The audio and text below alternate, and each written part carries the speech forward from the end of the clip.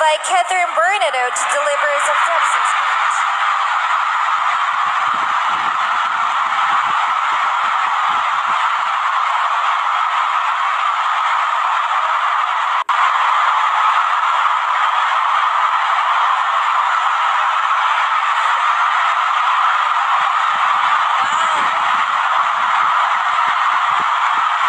Hello guys! Magandang gabi sa inyong lahat.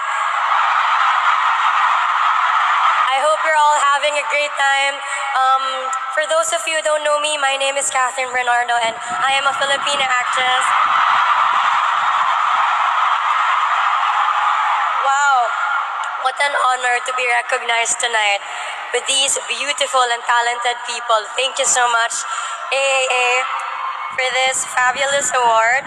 This is my first time attending this. Nakaka-proud na bilang Pilipino, tayo yung nag-host ng ganitong event, di ba?